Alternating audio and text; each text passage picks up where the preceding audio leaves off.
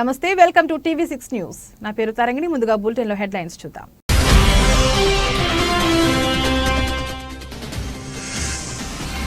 విశాఖ వేదికగా ఘనంగా global investor summit ప్రారంభం. హాజరైన ప్రముఖ పారిశ్రామిక దిగ్గజాలు.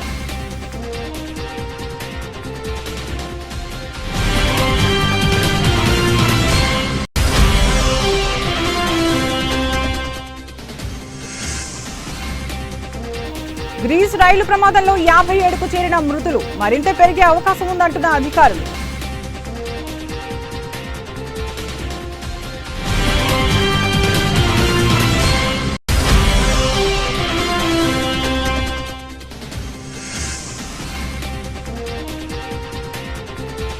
యడియూరప్పకు మరో కీలక పదవి. డిసైడ్ అయిన బీజేపీ హైకమాండ్.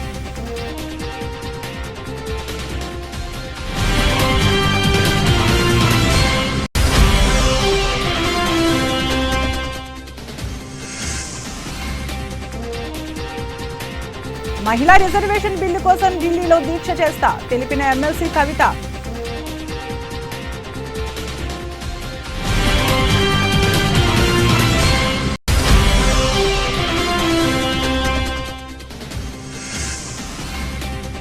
బీజేపీ అభ్యర్థులకు డిపాజిట్ రావద్దు. బండి సంజయ్ కరీంనగర్ కు చేసిందేమీ లేదు. యాత్ర ఫర్ చేంజ్ పాదయాత్రలో టీపీసీసీ అధ్యక్షుడు రేవంత్ రెడ్డి.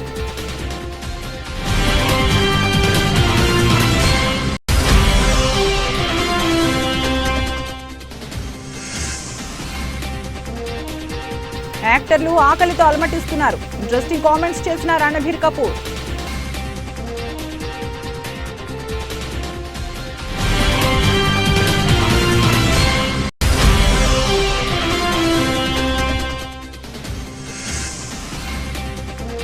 మూడో రోజు ప్రారంభమైన భారత్ ఆస్ట్రేలియా మ్యాచ్. 76 పరుగుల లక్ష్యంతో బరిలోకి దిగిన ఆసీస్.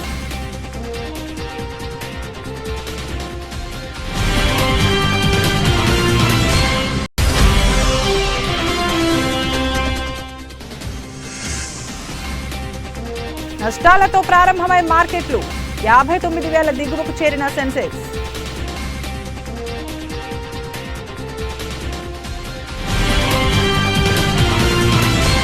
విశాఖ వేదికగా గ్లోబల్ ఇన్వెస్టర్ సమ్మిట్ ఘనంగా ప్రారంభమైంది. కాసేపటి క్రితమే ఏపీ ముఖ్యమంత్రి వైఎస్ జగన్మోహన్ రెడ్డి, పారిశ్రామిక దిగ్గజాలు ముఖేష్ అంబానీ, కరణ్ అదానీ, జిఎంఆర్ సభా వేదికపైకి చేరుకున్నారు. సీఎం జగన్ జ్యోతి ప్రజ్వలన చేసి సదస్సును ప్రారంభించారు.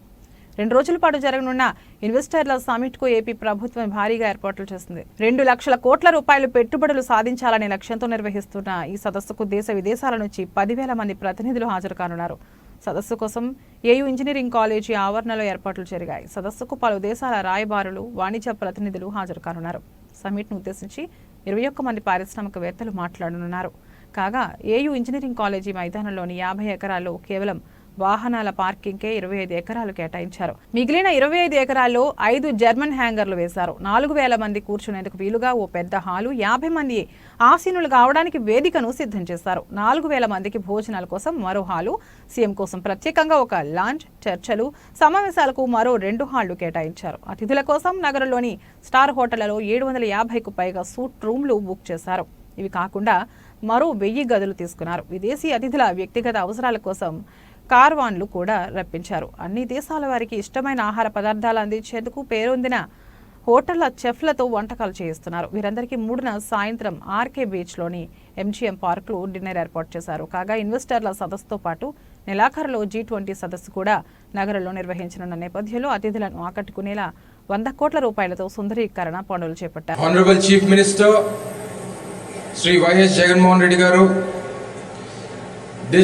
distinguished business tycoons on the dais, respected ambassadors, your excellencies, country industry delegations, captains from the industry associations, industry representatives assembled today from across India and Andhra Pradesh, friends from the media, ladies and gentlemen, a very good morning to all of you and a warm welcome to our state of Andhra Pradesh and to our ever bustling, ever vibrant, ever growing, the city of destiny, Visakhapatnam.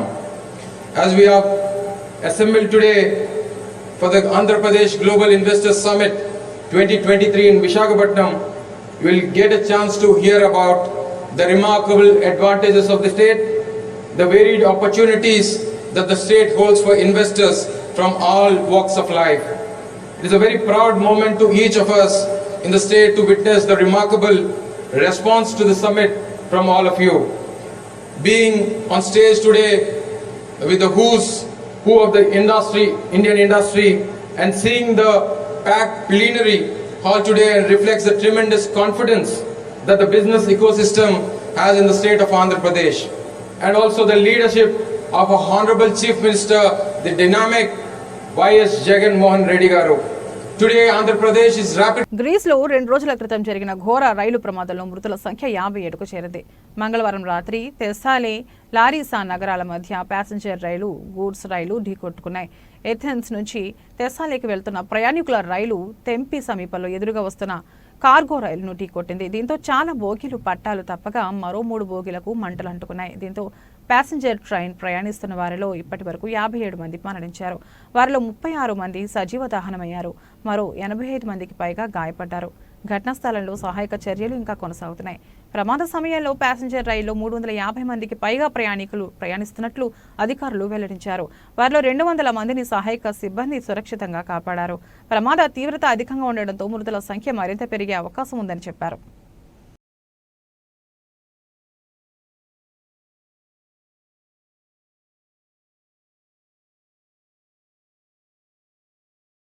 యడియూరప్పకు మరో కీలక పదవి కట్టబెట్టేందుకు BJP అధిష్టానం సిద్ధమైనట్లు తెలుస్తోంది. 1-2 రోజుల్లోని ఉత్తర్వులు విడుదలయ్యే అవకాశం ఉన్నట్లు party వర్గాల ద్వారా తెలుస్తోంది.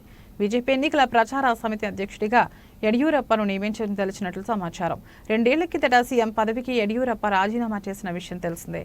ఇటీవలే పార్టీ కేంద్ర పార్లమెంటరీ బోర్డు సభ్యుడిగా నియమించారు. ఎన్నికలు సమీపిస్తున్న కొద్దీ యడియూరప్పను దూరం చేసుకుంటే తీవ్ర పరిణామాలు తప్పవనే సంకేతాలు వస్తున్న మేరకు ప్రచార సమితి అధ్యక్షుడిగా నియమించేందుకు సిద్ధమయ్యారు. యడియూరప్ప జన్మదినం రోజునే శివమొగ్గ ఎయిర్పోర్ట్ ను ప్రధానమంత్రి నరేంద్ర మోదీ ప్రారంభించిన విషయం తెలిసిందే.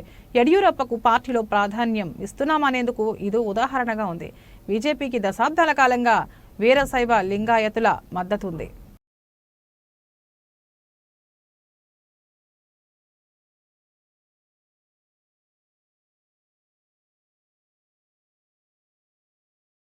శ్రీకాకుళం జిల్లా వైఎస్ఆర్ కాంగ్రెస్ పార్టీ కార్యాలయంలో రాష్ట్ర పశుసంవర్ధక, పాడి పరిశ్రమ మరియు మత్స్య శాఖ మంత్రులు డాక్టర్ సీదిరి అప్పలరాజు మీడియా సమావేశం నిర్వహించారు. ఈ సందర్భంగా మంత్రివర్యులు తెలుగుదేశం పార్టీ అధ్యక్షుడు నారా చంద్రబాబు మరియు వారి క్యాడర్పై విరుచుకుపడ్డారు. ఈ సందర్భంగా మంత్రివర్యులు మాట్లాడుతూ టీడీపీ ఇండస్ట్రీస్ ఫ్యాక్ట్ చెక్ అనే బుక్ రిలీజ్ చేసిందని, వైజాగ్లో రేపు సమ్మిట్ జరుగుతున్న గొప్ప సందర్భంలో ప్రజలను తప్పుదారి పట్టించేలా ఫాల్స్ బుక్ లెట్స్ ప్రచారం చేస్తున్నారని మంత్రి డాక్టర్ సీదిరి మండిపడ్డారు.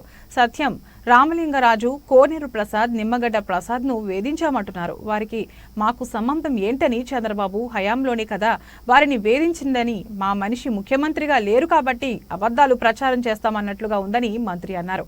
అదానీ లాంటి వ్యక్తి లక్షల కోట్లు పెడుతున్నారు రాష్ట్రంలో అని అంబానీ, టాటా, బిర్లా, జిందాల్ వంటి వారు రాష్ట్రం వైపు చూస్తున్నారని, రిలయన్స్ ని వెనక్కి పంపామంటున్నారు. చంద్రబాబు హయాంలో లిటిగేషన్ ఉన్న ల్యాండ్ ని రిలయన్స్ కి కేటాయించారని, కోర్టు కేసులతో ఇబ్బందులు పడి రిలయన్స్ వెనక్కి వెళ్లిందని, ఇది మీ తప్పిదం కాదా అని ప్రశ్నించారు.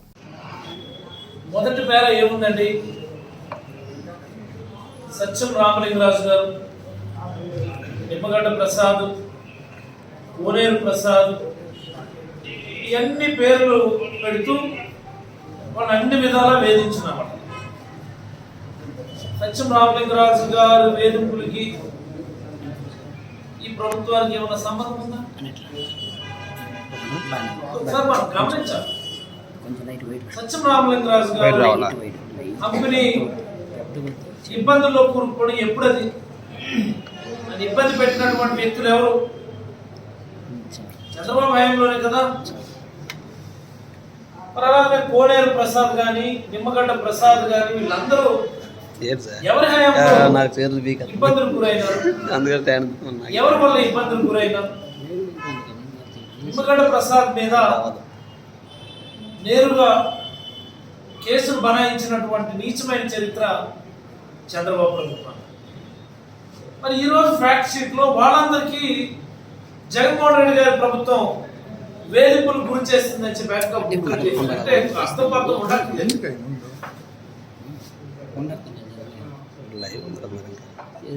కేవలం వాళ్ళ ఉద్దేశం ఒకటే, మా మనిషి ముఖ్యమంత్రి స్థానంలో లేడు కాబట్టి ఎవరున్నా మేము ఒప్పుకోము, మేము అబద్ధాలు మాత్రమే ప్రచారం చేస్తాము, మేము అనుకున్నది మాత్రమే ప్రజలకు చేరవేస్తాము, నిజానిజాలతో మాకు పని లేదు, మా పగ, మా విద్వేషం, మా కుట్ర, మా పంతం, మా పంత అన్ని కూడా ఒకటే, మా మనిషి ఆ కుర్చీలో లేడు, మా మనిషి ఆ కుర్చీలోకి వచ్చేంత వరకు మేము ఇలాగనే ఉంటామనే పంతాన ఏమిటి రాత్రి?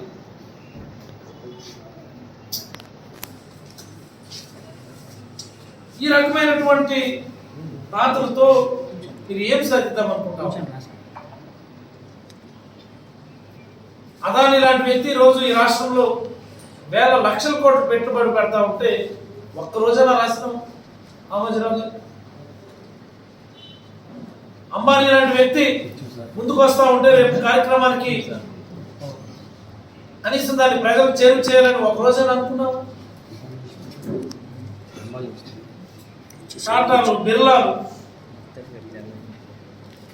జిందాల్ ఇలాంటి గొప్ప గొప్ప పారిశ్రామికవేత్తలు ఈ దేశంలో ఉన్నటువంటి పెద్ద పెద్ద పారిశ్రామికవేత్తలందరూ కూడా ఈ రోజు రాష్ట్రం వైపు చూస్తుంటే ఆ సందేశాన్ని ఏ మూలకైనా సరే రాసినాం రామోజీరావు. ఏంటిది? ఏంటి? మహిళా దినోత్సవం పురస్కరించుకొని మహిళా రిజర్వేషన్ బిల్లు, ఉమెన్ రిజర్వేషన్ బిల్లును పార్లమెంటు ముందుకు తీసుకురావాలని భారత జాగృతి అధ్యక్షురాలు ఎమ్మెల్సీ కల్వకుంట్ల కవిత డిమాండ్ చేశారు. ఈ అంశంపై భాజపా తన ఎన్నికల ప్రణాళికలో 2 సార్లు హామీ ఇచ్చి మాట తప్పుతోందని ఆమె ఆరోపించారు. ఇందుకు నిరసనగా భారత జాగృతి ఆధ్వర్యంలో ఢిల్లీ జంతర్ మంతర్ వద్ద ఈ నెల 10వ తేదీన ఒకరోజు నిరాహార దీక్ష చేయనున్నట్లు కవిత ప్రకటించారు.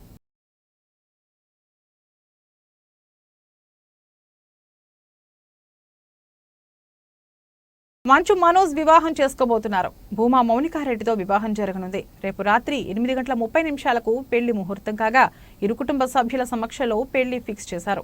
ఫిల్మ్ నగర్ ఇంటిలో పెళ్లి వేడుక జరగనుందని ఇరు కుటుంబ సభ్యులు తెలిపారు. పెద్దపల్లి గ్రామం నుండి అక్రమంగా తరలిస్తున్న 200 బస్తాల రేషన్ బియ్యం లారీని స్వాధీనం చేసుకున్న DSO Williams, civil supply deputy tahsildar Omkar Suresh.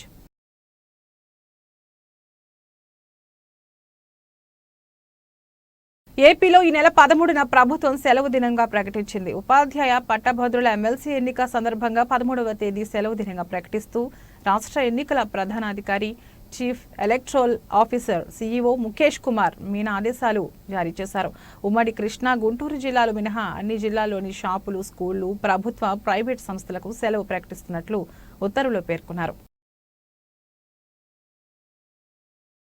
త్వరలో ప్రారంభం కానున్న ఐపీఎల్ 2023 క్రికెట్ నిర్వహణకు సంబంధించిన ఏర్పాట్ల గురించి సన్ రైజర్స్ యాజమాన్యంతో Rachakonda commissioner DS Chauhan IPL సమీక్షా సమావేశం నేరెడ్మెట్లోని కమిషనర్ ఆఫీసులో నిర్వహించారు. రాచకొండ కమిషనరేట్ పరిధిలో జరగనున్న మ్యాచ్ల నిర్వహణకు అవసరమైన అన్ని రకాల సెక్యూరిటీ పరమైన జాగ్రత్తలు తీసుకోవాలని, పటిష్టమైన భద్రతా ఏర్పాట్లు చేయాలని, ప్రేక్షకులకు ఎటువంటి అసౌకర్యం కలగకుండా బందోబస్తు ఏర్పాట్లు చేయాలని అధికారులను ఆదేశించారు.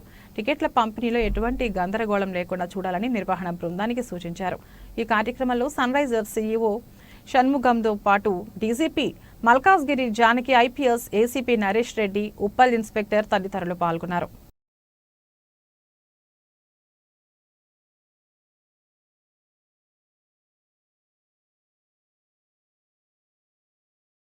బండి సంజయ్ కరీంనగర్ ఎంపీగా గెలిచి బీజేపీకి అధ్యక్షుడి అయ్యాడు. తెలంగాణకు తెచ్చిందేమీ లేదు, కరీంనగర్కు చేసిందేమీ లేదు. అందుకే ఈ ప్రాంతంలో బీజేపీ అభ్యర్థులకు డిపాజిట్ రావద్దు అని టీపీసీసీ అధ్యక్షుడు రేవంత్ రెడ్డి అన్నారు. యాత్ర ఫర్ చేంజ్ పాదయాత్రలో భాగంగా గురువారం హుస్నాబాద్ నియోజకవర్గం పరిధిలోని కట్కూర్ క్రాస్ రోడ్ నుంచి హుస్నాబాద్ వరకు పాదయాత్ర నిర్వహించారు. అనంతరం హుస్నాబాద్ అంబేద్కర్ చౌరస్తాలో నిర్వహించిన స్ట్రీట్ కార్నర్ మీటింగ్ లో ప్రసంగించారు. హుస్నాబాద్ గడ్డ కాంగ్రెస్ పార్టీకి అడ్డా. 2004లో సోనియా గాంధీ కరీంనగర్ గడ్డ మీద తెలంగాణను సాకారం చేస్తా అని ప్రకటించారు.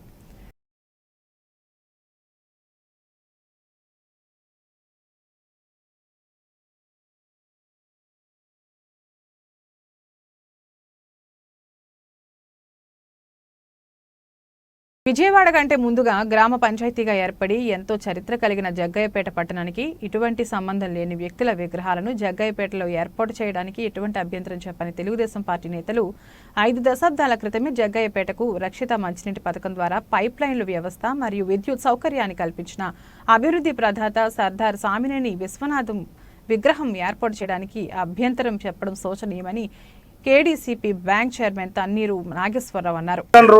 కాకపోతే మనం అడగకుండా పెడితే ఇబ్బంది పెడతారు రాజకీయంగా అని చెప్పి ఆ రోజున తెలుగుదేశం పార్టీ అధికారంలో ఉంది. ఇవాళ మేము చెబుతా ఉన్నాం అది కాదని చెప్పమన్న వాళ్ళని. 2017లో నేను మున్సిపల్ చైర్మన్గా ఉండి కొంతమంది కౌన్సిలర్స్ కొంతమంది పెద్దలు అందరం కలిసి వెళ్ళి అడిగాం మేము తాతయ్య గారిని, సార్ మాకు విశ్వనాథం గారు చనిపోయారు, మీకు తెలుసు, వారికి అవకాశం ఇవ్వండి, ఆ విగ్రహం పెట్టుకుంటాం మేము అని చెప్తే ఓకే అన్నారు ఫస్ట్. తర్వాత మేము 3.5 లక్షలతోని విగ్రహం కూడా తయారు చేసి తీసుకొచ్చాం. అలానే నెట్టవరం గారి ఇంటికి కూడా పోయాం. మరి ఆయన పెద్ద మళ్ళీ ఆయనకు కూడా చెప్పకపోతే బాగోదని చెప్పి వారింటికి కూడా పోయి వారి యొక్క అంగీకారం కూడా అడిగాం. వారు కూడా ఓకే పెట్టుకోండి అని అన్నారు. చివరికి మేము డివైడర్ మీద అది పెట్టడానికి గుంటలు తీసే టయానికి వచ్చి ఆర్ఎన్బి వాళ్ళు వచ్చి అడ్డగించి మీరు పెట్టడానికి వీల్లేదని చెప్పి 1 రోజు 2 రోజులు మమ్మల్ని పెట్టనీల గుంటలు తీసే చివరికి గుంటలు కూడా పూడ్చిన పరిస్థితి. అంటే చూడండి, ఇప్పుడు 2017లో మేము మున్సిపల్ చైర్మన్గా ఉన్నప్పుడు అదే డివైడర్ మీద ఎక్కడెక్కడో సంబంధం లేని వ్యక్తుల విగ్రహాలు పెట్టినప్పుడు మా పాలకవర్గం మేము చెప్పినా వినకుండా మరి ఆ రోజున మళ్ళీ మేము పోయి రిక్వెస్ట్ చేస్తే వాళ్ళు పెట్టుకోమని చెప్పి మేము విగ్రహం తయారు చేసుకొని 3.5 లక్షలతో కాంస్య విగ్రహం తెచ్చిన తర్వాత పెట్టనీయకపోవడం అంటే చివరికి మేము దాని దేశంపై ఎస్జిఎస్ కళాశాలలో ఆ రోజున పెట్టడం జరిగింది. వాళ్ళు ఈరోజు తెలుగుదేశం పార్టీ నాయకులు మాట్లాడే వాళ్ళకి ఒక్కటి తెలియాలి, 2015లో కొత్తగా ఈ నెల 13న జరిగే తెలంగాణ రాష్ట్ర శాసన మండలి మహబూబ్ నగర్, రంగారెడ్డి, హైదరాబాద్ ఉపాధ్యాయ నియోజకవర్గానికి జరిగే ఎన్నికల్లో మొదటి ప్రాధాన్యత ఓటును తనకు వేసి ఎమ్మెల్సీగా గెలిపించాలని గాలిరెడ్డి హర్షవర్ధన్ రెడ్డి గురువారం ఏర్పాటు చేసిన విలేకరుల సమావేశంలో ఉపాధ్యాయులను అభ్యర్థించారు. ఈ సందర్భంగా ఆయన మాట్లాడుతూ తెలంగాణ రాష్ట్రం ఏర్పడిన తర్వాత ప్రభుత్వ ఉద్యోగులు జీతాల కోసం ఎదురు చూడాల్సిన పరిస్థితి ఏర్పడిందని అన్నారు. కాంగ్రెస్ పార్టీ అధికారంలో ఉన్నప్పుడు ప్రతి 2 సంవత్సరాలకు ఒకసారి ఉపాధ్యాయ పోస్టులు భర్తీ చేయడం జరిగిందని తెలిపారు. తనను ఎమ్మెల్సీగా గెలిపిస్తే ప్రతి నెల పదోన్నతులు ఇచ్చే జీవో 32ను మళ్లీ పునరుద్ధరించేలా చేస్తానని తెలిపారు. 317 జీవో ద్వారా స్థానికతను కోల్పోయిన ఉద్యోగుల కోసం ఏప్రిల్ 24వ తేదీన మెలిసి హోదాలో ఆమరణ నిరాహార దీక్ష చేయడానికి సిద్ధంగా ఉన్నానని తెలియజేశారు. ఉపాధ్యాయ ఎమ్మెల్సీ ఎన్నికల్లో కాంగ్రెస్ పార్టీ సంపూర్ణ మద్దతుతో నేను పోటీ చేస్తూ ఉన్నాను. ఈ పోటీలో నిల్చున్న నాకు వికారాబాద్ జిల్లా ఉపాధ్యాయులు, అధ్యాపకులు, గురుకుల పాఠశాలల పీసీటీలు, టీసీటీలు, కస్తూర్బా గాంధీ సిఆర్టీలు, పీజీసీఆర్టీలు, మోడల్ స్కూల్స్కు సంబంధించిన టీసీటీలు, పీసీటీలు, జూనియర్ కళాశాలలు, డిగ్రీ కళాశాలలు, పాలిటెక్నిక్ కళాశాలలు అందరికీ పేరున విజ్ఞప్తి చేస్తూ ఉన్నాము. మొదటి ప్రాధాన్యత ఓటు వేయాలని. ఇవాళ ఉన్నటువంటి పరిస్థితుల్లో తెలంగాణ రాష్ట్రం వచ్చిన తర్వాత జీతాలకు కూడా ఎదురు చూడాల్సినటువంటి పరిస్థితికి ప్రభుత్వం తీసుకురావడం జరిగింది. నెల రోజులు పనిచేస్తే 1వ తారీఖున వచ్చే వేతనాలు రాలేదు. మనం దాచిపెట్టుకున్నటువంటి ప్రావిడెంట్ ఫండ్ డబ్బులు కూడా దరఖాస్తు చేసుకున్న సంవత్సరాలు గడిచినా రావడం లేదు. ఏదైనా మెడికల్ రియంబర్స్మెంట్ చేసుకుంటే కూడా మరో జబ్బు వస్తుంది, కానీ పాత జబ్బుకు సంబంధించిన డబ్బు రావడం లేదు. అదే కాకుండా ఉపాధ్యాయుల, అధ్యాపకుల హక్కులన్నీ ఇవాళ హరించుకొని పోతున్నాయి. ఎక్కడ కూడా తెలంగాణ రాష్ట్రం వచ్చిన తర్వాత పదోన్నతులు లేవు, బదిలీలు లేవు. ఉపాధ్యాయులకు పూర్తిగా నెలవారీ పదోన్నతులు కూడా మానేయడం జరిగింది. మరి ఇటువంటి క్లిష్ట పరిస్థితుల్లో జరుగుతున్న ఉపాధ్యాయ ఎమ్మెల్సీ ఎన్నికల్లో టీఆర్ఎస్ పార్టీకి లేదా ప్రభుత్వానికి పంత పాడుతున్నటువంటి వ్యక్తులకు కాకుండా కొత్త అవకాశం నాకు ఇవ్వాల్సిందిగా నేను కోరుతా ఉన్నా. ఇప్పటిదాకా ఎమ్మెల్సీగా ఉన్నటువంటి వ్యక్తి టీఆర్ఎస్ పార్టీకి సంబంధించినటువంటి వ్యక్తే. మరి 12 సంవత్సరాలు ఎమ్మెల్సీగా ఉండి ఆయన ఏం పని చేసిండో ఒకసారి ఉపాధ్యాయులారా మీరు గమనించండి. మరి ఆయనను టీఆర్ఎస్లోకి పంపినటువంటి ఉపాధ్యాయ సంఘమే మరో వ్యక్తిని ఈరోజు నిలబెట్టి రేపు గెలిచిన తర్వాత ఆయన కూడా టీఆర్ఎస్లోకి పంపే ప్రక్రియ పూనుకుంటుంది. మరోవైపు మునుగోడులో టీఆర్ఎస్ ప్రభుత్వానికి మద్దతు ఇచ్చినటువంటి పార్టీకి సంబంధించిన అనుబంధ సంఘానికి సంబంధించిన మరొక వ్యక్తి. వీళ్ళంతా కూడా టీఆర్ఎస్ కనుసన్నల్లో నడుస్తూ ఇవాళ ఉపాధ్యాయుల హక్కులు హరించుకొని పోతుంటే కూడా పట్టించుకోలేకుండా ఇవాళ మళ్ళీ ఎన్నికల కోసం ఉపాధ్యాయుల కోసం ఓట్ల కోసం తిరుగుతూ ఉన్నారు. ఉపాధ్యాయులారా ఒక్కసారి గమనించండి, 2014 కంటే పూర్వము కాంగ్రెస్ పార్టీ అధికారంలో ఉన్నప్పుడు ప్రతి 2 సంవత్సరాలకు ఒకసారి ఉపాధ్యాయ పోస్టులు భర్తీ చేయడం జరిగింది. ప్రతి నెల పదోన్నతులు ఇవ్వడానికి 32 యూత్ ఫ్యాన్ ఫాలోయింగ్ ఎక్కువగా ఉండే బాలీవుడ్ యాక్టర్లలో ఒకరు రణ్బీర్ కపూర్. ఈ స్టార్ యాక్టర్ ఓ వైపు లవర్ బాయ్ గా కనిపిస్తూనే ఇంకోవైపు నటనకు ఆస్కారం ఉన్న ప్రయోగాత్మక సినిమాలో నటించేందుకు ఎప్పుడూ రెడీగా ఉంటారు. ప్రస్తుతం సందీప్ రెడ్డి వంగా దర్శకత్వంలో యానిమల్ సినిమాలో నటిస్తున్నారు. షూటింగ్ దశలో ఉన్న ఈ ప్రాజెక్ట్ నుంచి లీక్ అయిన రణ్బీర్ కపూర్ స్టిల్స్ నెట్టింట్లో హల్చల్ చేస్తున్నాయి. కాగా నటన అనేది అందరికీ బయట నుంచి కనిపించేంత గ్లామరస్ వృత్తి కాదని అంటున్నారు రణ్బీర్ కపూర్. బీబీసీ చిట్ చాట్లో రణ్బీర్ కపూర్ మాట్లాడుతూ యాక్టర్లకు బయట నుంచి క్రేజ్ ఫేమ్ ఉన్నప్పటికీ ఎప్పుడూ సంతోషంగా ఏం ఉండరని, తరచూ బాధలు ఉంటారని అన్నారు. నటీనటులు వృత్తిపరమైన డిమాండ్స్ వల్ల వాళ్ళు తినాలనుకునే ఆహారం లాంటి ప్రాథమిక అవసరాలకు ఎప్పుడూ దూరం అవుతుంటారని అన్నారు. మంచి శరీర సౌష్ఠవాన్ని మెయింటైన్ చేయాలని ఒత్తిడి అనారోగ్యకర ఆహారపు అలవాట్లకు దారితీస్తుంది. నటీనటులు పర్ఫెక్ట్ బాడీ లాంగ్వేజ్లో కనిపించాలంటే కఠినమైన ఆహారపు నియమాలను పాటించాల్సి ఉంటుందన్నారు రణ్బీర్ కపూర్. యాక్టర్లు ఆకలితో అలమటిస్తున్నారు, ఎందుకంటే వాళ్ళు తినాలనుకునే ఆహారాన్ని తినలేరు. నేను ఒకవేళ యాక్టర్ను కాకపోతే బరువు పెరిగినా పట్టించుకోకపోయేవాడిని. ప్రతి ఒక్కరూ ఆరోగ్యంగా ఉండాలి, మీరు కూడా జీవితాన్ని కొంత ఆస్వాదించండి అంటూ చెప్పుకొచ్చారు. రణ్బీర్ కపూర్ మరోవైపు లవ్ రంజన్ దర్శకత్వంలో తుజోతి మెయిన్ మక్కార్ సినిమాలో నటిస్తున్నారు. రొమాంటిక్ కామెడీ ఎంటర్టైనర్ గా వస్తున్న ఈ చిత్రంలో శ్రద్ధా కపూర్ హీరోయిన్ గా నటిస్తోంది. మార్చి 8న విడుదల కానుంది.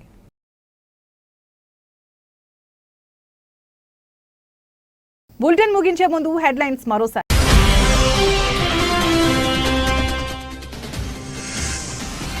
విశాఖ వేదికగా ఘనంగా గ్లోబల్ ఇన్వెస్టర్ సమిట్ ప్రారంభం. హాజరైన ప్రముఖ పారిశ్రామిక దిగ్గజాలు.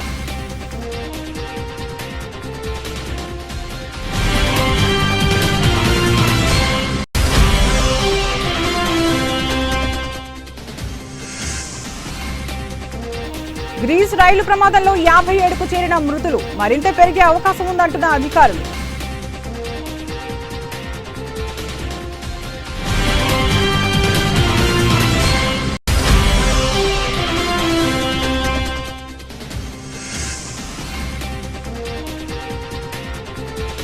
యడియూరప్పకు మరో కీలక పదవి, డిసైడ్ అయిన బీజేపీ హైకమాండ్.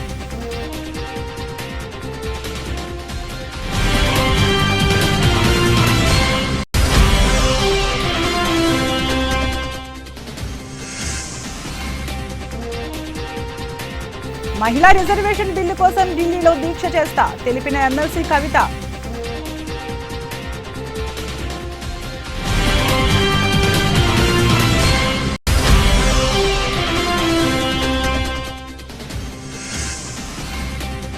బీజేపీ అభ్యర్థులకు డిపాజిట్ రావద్దు, బండి సంజయ్ కరీంనగర్ కు చేసిందేమీ లేదు. యాత్ర ఫర్ చేంజ్ పాదయాత్రలో టీపీసీసీ అధ్యక్షుడు రేవంత్ రెడ్డి.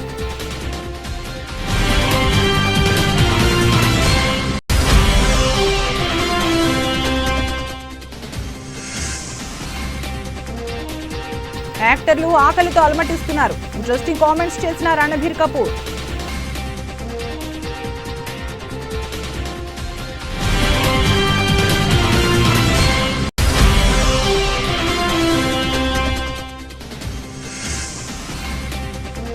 మూడో రోజు ప్రారంభమైన భారత్ ఆస్ట్రేలియా మ్యాచ్. 76 పరుగుల లక్ష్యంతో బరిలోకి దిగిన ఆసీస్.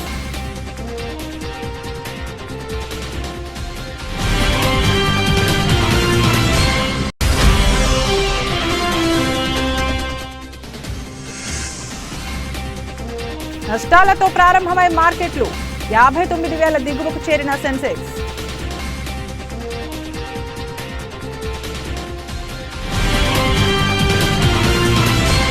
ఇది ఈ రోజు బులెటిన్. మరో బులెటిన్లో మళ్ళీ కలుద్దాం. అంతవరకు సెలవు, నమస్కారం.